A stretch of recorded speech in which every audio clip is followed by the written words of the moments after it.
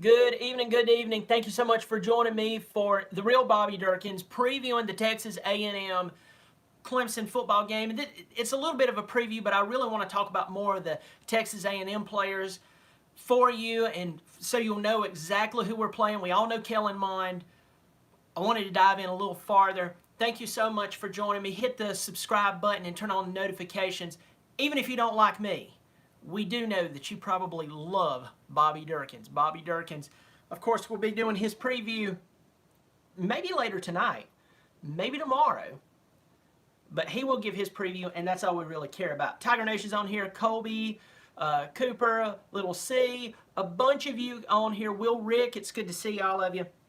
I really do appreciate all the subscriptions. Just real quick, Super Chat, I always say Snapchat. I caught myself there. Super Chat is on, so if you want to support the channel, want to buy Bobby Dirkens a beer, I'm not going to stop you. Of course, I do have to turn over all funds that I earn on here to Bobby Dirkens, or he'll cut me. That's how he does his thing. I will say his hat is sitting over here, and it does scare me. Chase Duncan is on here. Chase Duncan was great to buy Bobby Dirkens a beer last night. He gave 20 bucks. Thank you so much. Little C7, he's on here. Tiger Nation, we're going to the game together in a couple of weeks. It's going to be awesome. Okay, so let's jump right in to Texas A&M, who they are, what we know about them, what we don't know about them. Alpha Wolf's on here. Good to see you, buddy. All right, so we know about Jimbo Fisher. We know Jimbo Fisher, who he is. We know Florida State. We know about everything. I don't know. It's one of those deals. Somebody just gave me a great compliment, and I was reading it as I was talking. Thank you so much. I do appreciate that. You should start your own channel. I want to hear what you have to say. But thank you so much for the kind words. So, as I said, I'm going to try not to pay attention to the comments right now and jump right in so we can all learn a little something, hopefully, about the team. As I said, we know Jimbo Fisher's history. Let's move on. We know he's a great play caller. Let's move on. Let's talk about the other coaches. I always harp on this when people talk about Clemson's success and they say Sweeney, Sweeney, Sweeney, Sweeney, and then you'll hear some Brent Venables here and there. But it's the entire coaching staff and how long they've been at the school that has built that culture, the continuity, the way that they think into this, what we now know as Clemson, and they're winning. And the same is here with Texas A&M. Real quick, Michael Fornbacher from Las Vegas, he just bought Bobby Dirkens a beer. Thank you so much, buddy. I really appreciate it. I will have to pass that along to him. I can't have the beer. He can have the beer. I will have a beer on you. Thank you so much, Michael. I really appreciate it, buddy. He's going to have a beer gut, but thank you so much. But, okay, so let's talk about the coaches who is making this thing happen other than Jimbo Fisher. We're going to have to start off with Mike Elko. Mike Elko is his defensive coordinator. He spent 1 year at Notre Dame. Right before it, Notre Dame did very well while he was there. Before that, he was at Wake Forest. And you remember a few years ago, Wake Forest was doing really, really well. They were very competitive. They were really smart. They were coming after you. Here's the deal about that team.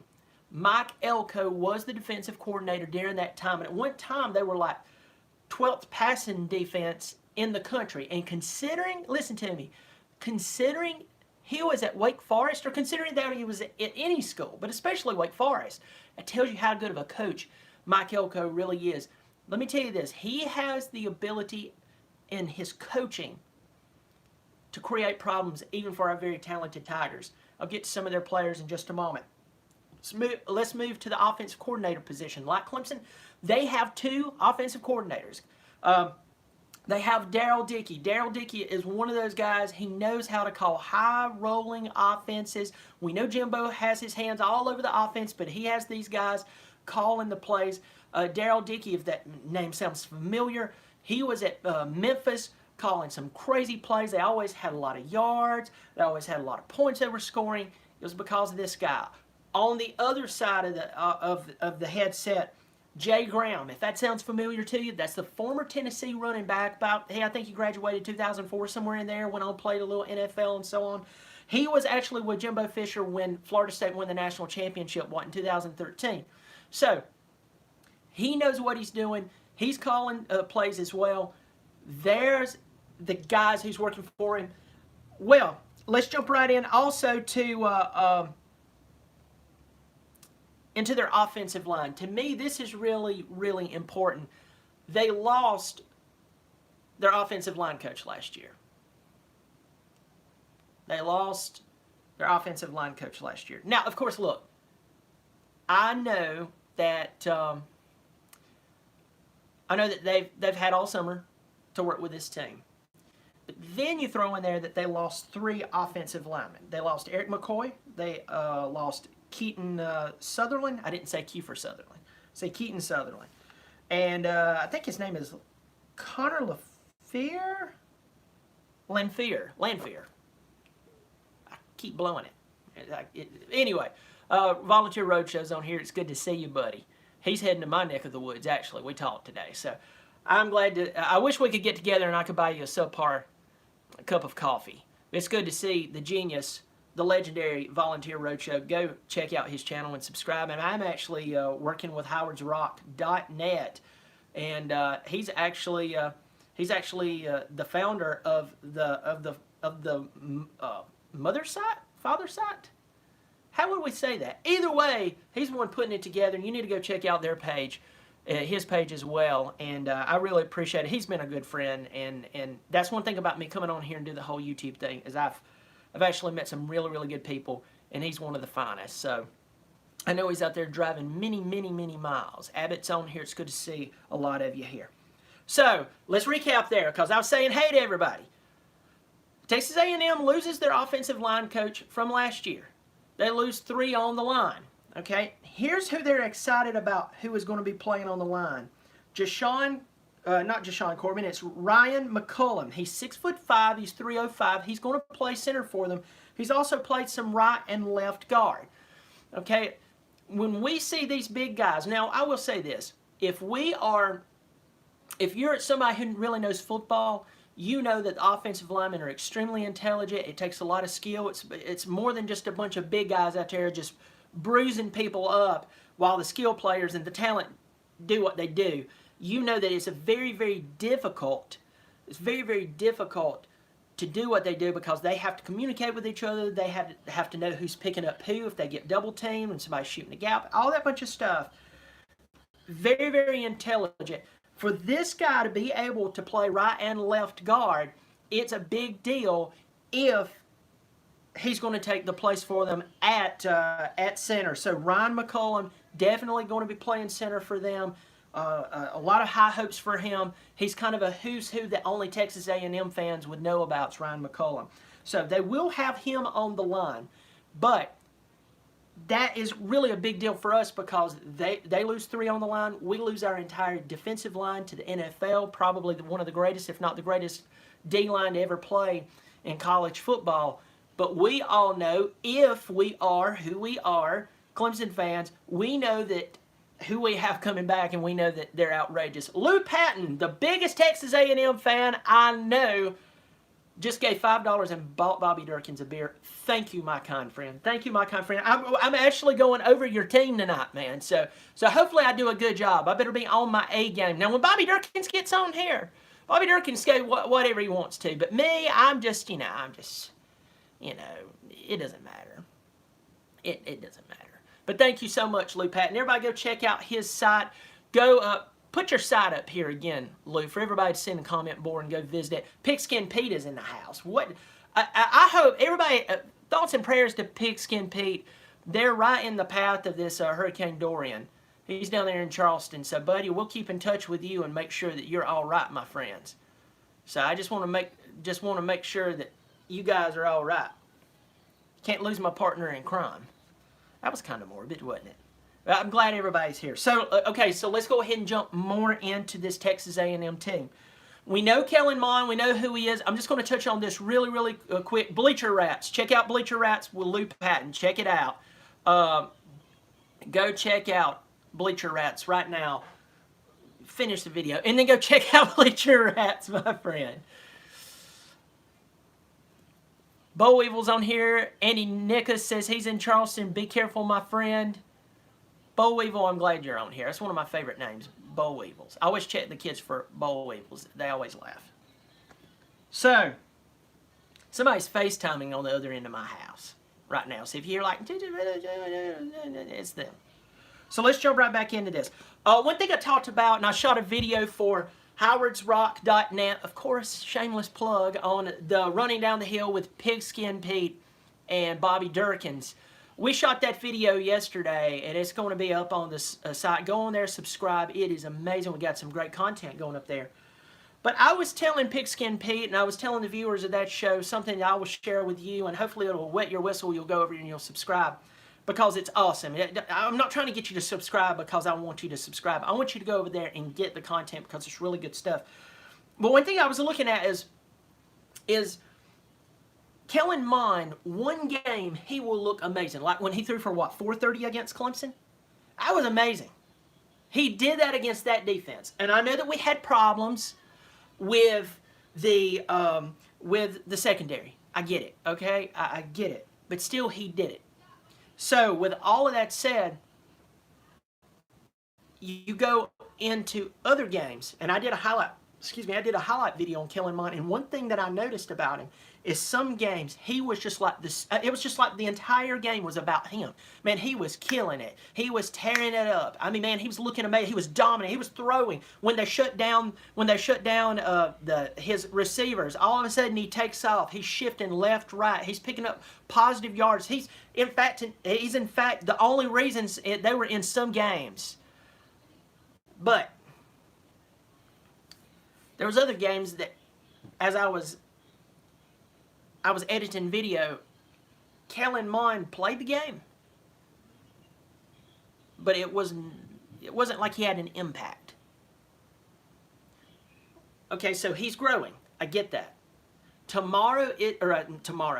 is actually Wednesday, but Saturday, if he is going to do something great, he can't have one of those games against Clemson. He can't. So that's one concern with Kellen Mond, not only for the Clemson game, but for the rest of the season because they have a very, very tough schedule. They lost Travion Williams, their leading rusher from last year. Now, Clemson had to play against this guy. Cat is very, very talented. They do have Deshaun Corbin, 6 foot even, 210 pounds. He's coming back. A lot of good things that they expect out of Deshaun Corbin. Kellen Mond, of course. Last year, he rushed for almost 500 yards, so you have to respect his ability to run the ball. He can run. They had a really good recruiting class. I'll be very, very forward. And as I'm looking over their recruiting sheet, I don't believe that they brought in another running back. But knowing Fisher, he has the talent there. Now, I know that a couple other players. Vernon Jackson's one to take into consideration, and I don't know if he'll play or not, but Cordarian Richardson. If you're sitting there going, whoa, that name sounds extremely familiar. Who is that? Okay, so let's go back a couple of recruiting seasons ago. Clemson's recruiting this guy, and at the last minute, he decides he's going to go sign with Maryland. I believe it's Maryland. He goes and signs with them, then he decides he doesn't want to sign with them. He transfers somewhere else. And then that's what opened up the gates for us to go get ETN. We get ETN. Desmond Garrett says Vernon Jackson is injured. Thank you very much. I just want the best information. I did see him on the list, but I appreciate you mentioning that. He is injured, so that's good to know. So strike him from the list. That's why I like these interactions here. Every now and again, somebody will ask me, why do you stare funny at your screen? Because I'm trying to talk and read at the same time, because if you give me something like that, us Clemson fans need to know it. And I appreciate it, buddy. But that's when we went after Travis Etienne, got him. So that was like one of the most epic moments in Clemson. He had something to do for it. Now he's playing for Texas A&M, as long as he's still on the team. Okay, let's move to the wide receivers. Texas A&M, they have the wide receivers to come out and play, starting with Courtney Davis. Courtney Davis is one of those guys who's, when he walks out onto the field, you can definitely tell that he's a baller. Courtney Davis had 45 receptions last year, 585 yards, and 7 touchdowns. I mean, when you're looking at this cat, you know, one of the things that you realize about him is that he is one of those game changers, one of those players who's just waiting to make his mark not only at Texas A&M but in the SEC.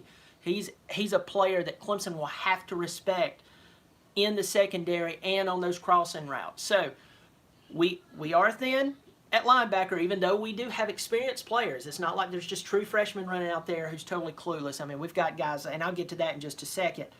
But with that said, those guys are going to try some routes to create confusion, because other than Isaiah Simmons, he's a returning starter, and we know that he's incredible. That's one way that A&M could take advantage of Clemson. He's one of those players that could definitely do it. Also, there was another, let me see, I missed a name. I do believe I missed a name. Anyway,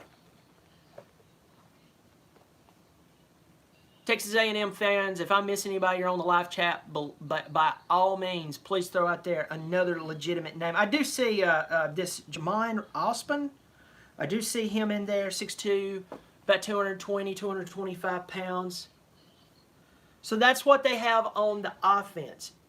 We know that they've been looking forward to this game since last year. I think that was a game that last year, it was the closest game we had, I believe, other than Syracuse. It's kind of interesting that this year we have A&M one week, and the very next week we have Syracuse. So we have our test pulled together. You know, we're not going to get caught looking down the road. They're literally together, and you have to take them serious. So it's a good thing for me. I feel like our team can definitely win both those games, obviously. But with all that said, it's going to be a tough next couple of games. But I definitely believe we'll win the games. Let's go to the defensive side of the ball. Lou Patton says Jermaine Osman is a stud. Everything I've kind of read about him, and I'll admit Courtney Davis gets a whole lot more on the outside. Texas A&M, we know a lot more about him than Osman. So if I'm saying the Osman, whatever, as long as I'm saying that right, I would tell you this: Texas A&M does not have the tight end that they had last year, Jay Sternberger. I love that guy, man. He gave South Carolina fits. It was hilarious. Paul Jameson says, I miss the old Bobby Dirkens. Old Bobby Dirkens will be here maybe even tonight. Yeah, he might be here tonight. This is just me talking about the players of Texas A&M. Bobby Dirkens does the preview. I leave the cool stuff to the professional, Bobby Dirkens. Jay Sternberger had 832 yards last year. He is gone. Let's talk about the defense, and I'm going to close this sucker down. They only have 4 returning on the defensive side of the ball. The ones they are very happy with, they're talking about a lot, is and could definitely match up with some of our wide receivers. I will say this: I read some of the Aggie reports, some of their thoughts, some even outside of Clemson and Texas A&M thoughts on A&M, and they talked about these guys: Charles Oliver, 6'2", 196-pound corner; Miles Jones, 6'4", 185 pounds. Here's the deal. I want you to listen to this. That is great that they could lock down and try to defend some of these receivers. Clemson has more than 2 receivers who can absolutely rip you apart. I mean, like, everybody knows T. Higgins. Everybody knows Justin Ross. A lot of people have absolutely no clue about Deandre Overton. And because of Amari Rodgers, who some people are saying he's going to play, and I'm going to tell you, on ACLs and knee tears and stuff like that, I know that everybody's going to be like, you idiot, those doctors down there wouldn't do anything they should. Sometimes it happens. They're like, man, this guy's doing so well. He can play. They clear him. He comes out. He runs a couple of plays. And boom, there's a problem. Okay, so that's the thing. You know, I just want to be careful with Amari Rodgers. I think even, you know, just be careful. That's one thing. Because he doesn't have to come back. But Deandre Overton is taking his place right now, and Deandre Overton is 6'4", about 235 pounds, and he is absolutely nuts. I mean, he's crazy. So with all that said, these two corners could do very well and try to knock them down, try to lock down on some of these receivers, but Clemson has more than 2 receivers. And then they have this Latson guy, Frank Latson, 5-star out of Florida, who's huge and nuts. And then Gotta. I mean, this cat's they're crazy good. All of this talent. It's going to be very difficult to lock down on them, but A&M is very, very happy about that. Buddy Johnson, they're very excited about the linebacker, 6'2", 230 pounds. Michael Clemons, this guy, he's had some health issues. He had some problems with his foot. I can't remember whether he broke his foot or not, but I know there was some foot issues that he's had in the past. Supposedly he's healthy right now. Just for me saying that, something happened to him. Justin Matibuwicki, $100 if I got that right. He's a redshirt junior who's 6'3", 304. Every report I'm seeing, he had like 5.5 sacks last year. Last year with 40 tackles. He is one of those freakish players. With that said, they still only return 4 starters. They do have Mike Elko, and I always respect a team who has really good coaches, because those coaches are the ones who are teaching them week in, week out for a very, very long time. So, well, everyone, I am going to shut this thing down. Of course, this is not the Bobby Dirkens preview. This is just me, the real Bobby Dirkens. Who cares? Doing like a breakdown of Texas A&M for us, really us Clemson fans. And everybody else who's joined, I think I saw Uncle Lou in here. It's good to see you, buddy. Everybody, if you know me, you know Uncle Lou. But if you don't know Uncle Lou, go check him out. Probably the biggest Georgia fan in the world and one of the most well-known YouTubers on YouTube for college football and college sports, period. So, glad he's on here. Clemson, A&M, 3:30, ABC. Right now the line is... It's according to what line. I just looked at the lines before I got on here. I saw 17, I saw 19, I saw 17 and a half. I'm just going to meet at about 18 points, okay? I called on the Running Down the Hill show with Pete and Bobby, once again, selfless, shameless plug, that I believe Clemson will win this game like 42-28. Now, I know that's very generic sounding, but I believe it's going to be that sort of a game. I believe that. I don't believe it's going to be some type of funky score. Could I see it being a 9 to 10 point game? Yeah. I don't believe Clemson's going to run away with this. I believe 18 points is a little too much. But I believe that there is one game that we're going to get the very best out of a coach this entire season. It's going to be Jimbo Fisher. Close with, we've talked about it. Pigskin Pete, who's on here, go subscribe. We talked about this several times, how Clemson ruined things for Jimbo Fisher, and it's true. It's true. You know, if Jimbo Fisher goes to an Orange Bowl, but he's the cream puff of the league, it's no big deal if he lost a game you shouldn't have. If he's the highest rated team the majority of the time in the league, they're fine. But when you have another team who comes in and they're dominating and they're recruiting well, and then they start making consecutive playoff appearances and they start winning a national championship and they start taking players that you normally would take from them,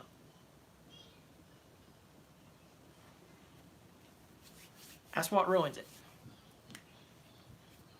That's why I believe he's going to bring his very best game. And here's the deal. He's coming to Death Valley. He's playing against Trevor Lawrence. He's playing against ETN. He's playing against one of the most powerful offenses in Clemson history. He's got that coaching staff over there who's not like Alabama, who changes every other year or every year at some positions. These guys have been together for a long time. They know what he's bringing, and they know Jimbo Fisher. So they're not going to be surprised. And those new guys on the defensive line, yeah, they're not Furl, Bryant, Lawrence, Wilkins. They're not.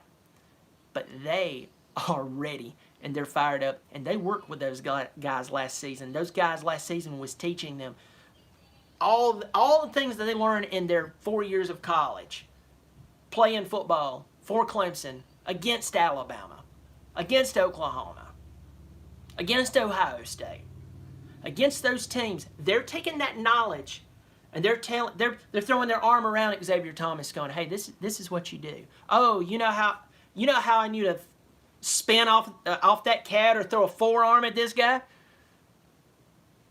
It's because of this. It's because of the way you lined up." That's what you get. These guys spent time with him. And that's why I'm not worried about it. Well, listen, everybody, thank you so much. Thank you so much for joining me tonight. Thank you for the super chats from Lou Patton, Michael Fornbacher. There's somebody else, and now I feel bad that I can't remember. Thank you so much that you have given and bought Bobby Dirkens a beer. You can buy Bobby Dirkens a beer, and I have to pass it along to him or else he'll cut me. I really do appreciate it. Hit the subscribe button, turn on notifications. Somebody says that they cannot wait for me or Bobby Dirkens to do a video about LSU and Texas. That's coming, my friend. Just not tonight. Y'all have a good one. Hit the subscribe button. I'll do my best Bobby Dirkens impression if I can. I don't know if I can. But what does he say? If you keep showing up, I'll keep showing out. It just doesn't have the pop when I do it. Thanks for coming on. See you next time.